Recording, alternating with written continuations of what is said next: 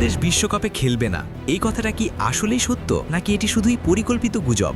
একের পর এক ভারতীয় গণমাধ্যম দাবি করছে বাংলাদেশ বাদ পড়ছে, জায়গা পাচ্ছে স্কটল্যান্ড। কিন্তু প্রতিবারই সেই দাবির মুখোশ খুলে যাচ্ছে। এবার শুধু বিসিবি নয়, খোদ ব্রিটিশ গণমাধ্যম বিবিসি স্পোর্টসই ভেঙে দিল এই গুজবের দেওয়াল। তাহলে আসলে কি হচ্ছে বাংলাদেশের বিশ্বকাপ নিয়ে? কে সত্য বলছে আর কে ইচ্ছাকৃতভাবে বিভ্রান্তি ছড়াচ্ছে? চলুন জেনে নেই বিস্তারিত।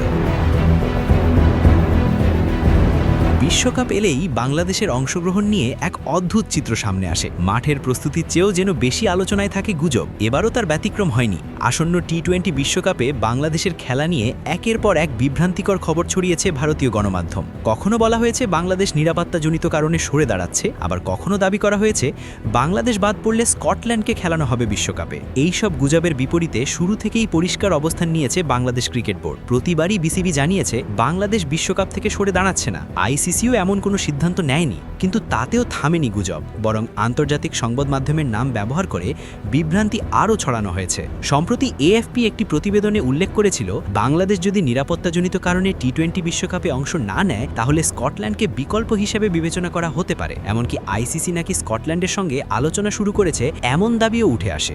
যুক্তি হিসেবে বলা হয় আন্তর্জাতিক টি-20 র্যাঙ্কিংয়ে স্কটল্যান্ড বর্তমানে 14 নম্বরে অবস্থান করছে, তাই তারা পরবর্তী সেরা দল। কিন্তু এই খবর প্রকাশের পরদিনই পুরো চিত্র পাল্টে দেয় ব্রিটিশ গণমাধ্যম বিবিসি স্পোর্টস। তাদের প্রতিবেদনে স্পষ্টভাবে জানানো হয় আইসিসি এখন পর্যন্ত স্কটল্যান্ড ক্রিকেট বোর্ডের সঙ্গে কোনো ধরনের আলোচনা করেনি। শুধু তাই নয়, স্কটল্যান্ড ক্রিকেটও বিসিবির প্রতি সম্মান দেখিয়ে পুরো বিষয়টি আইসিসি সিদ্ধান্তের উপর ছেড়ে দিয়েছে। অর্থাৎ বাংলাদেশকে বাদ দিয়ে স্কটল্যান্ডকে নেওয়ার গল্পটি সম্পূর্ণ ভিত্তিহীন। এদিকে ভারতীয় সংবাদ মাধ্যম আরও দাবি করেছিল আইসিসি নাকি বিসিবিকে একটি নির্দিষ্ট সময়সীমা বেঁধে দিয়েছে সিদ্ধান্ত জানানোর জন্য, কিন্তু বিসিবি সভাপতি আমিনুল ইসলাম বুলবুল সরাসরি এই দাবি নাকচ করে দেন। তিনি জানান আইসিসি থেকে এমন কোনো সময়সীমা নির্ধারণ করা হয়নি। অর্থাৎ এখানেও প্রমাণিত হয় ভারতীয় গণমাধ্যম ইচ্ছাকৃতভাবে বিভ্রান্তি ছড়িয়েছে। বিবিসি স্পোর্টস তাদের প্রতিবেদনে আরও একটি গুরুত্বপূর্ণ বিষয় তুলে ধরে। বর্তমান বিশ্বকাপ কাঠামো অনুযায়ী কোনো দল সরে দাঁড়ালে বিকল্প দল নির্বাচন করা আগের মতো সহজ নয়। 2024 সাল থেকে টি-20 বিশ্বকাপ হচ্ছে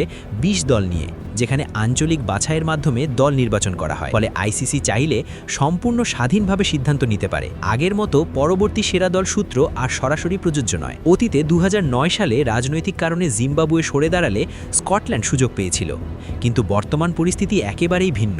স্কটল্যান্ড ও যুক্তরাষ্ট্রের মতো দলগুলো এখন বিশ্বকাপ বাদ দিয়ে নিজেদের দ্বিপাক্ষিক সিরিজ ও প্রস্তুতিতে মনোযোগ দিচ্ছে। মার্চে নামিবিয়ায় ওমান ও নামিবিয়ার বিপক্ষে ওয়ানডে সিরিজ খেলবে স্কটল্যান্ড, যা স্পষ্ট করে দেয় বিশ্বকাপ নিয়ে তাদের কোনো আনুষ্ঠানিক প্রস্তুতি নেই। আসন্ন টি-20 বিশ্বকাপের যৌথ আয়োজক ভারত ও শ্রীলঙ্কা নিরাপত্তাজনিত উদ্বেগের কথা জানিয়ে বাংলাদেশ ক্রিকেট বোর্ড ভারতের পরিবর্তে শ্রীলঙ্কায় ম্যাচ আয়োজনের প্রস্তাব দিয়েছিল। এ নিয়ে ঢাকায় আইসিসি কর্মকর্তাদের সঙ্গে বৈঠকও হয়েছে, তবে এখনও কোনো চূড়ান্ত সিদ্ধান্ত আসেনি। বাংলাদেশ রয়েছে গ্রুপ সিতে, যেখানে তাদের প্রতিপক্ষ ইংল্যান্ড, ওয়েস্ট ইন্ডিজ, নেপাল ও ইতালি। বাংলাদেশের ম্যাচগুলো হওয়ার কথা কলকাতা ও মুম্বাইতে। ভেন্যু পরিবর্তনের আবেদন করার পর থেকেই শুরু হয় একের পর এক গুজব ও একপাক্ষিক প্রতিবেদন। তবে সব গুজবের মুখোশ একে একে খুলে দিচ্ছে আন্তর্জাতিক গণমাধ্যম। বিশেষ করে বিবিসি স্পোর্টস স্পষ্ট করে দিয়েছে বাংলাদেশ বিশ্বকাপ খেলছে, আর ভারতীয় গণমাধ্যমের ছড়ানো গল্পগুলোর বাস্তব কোনো ভিত্তি নেই।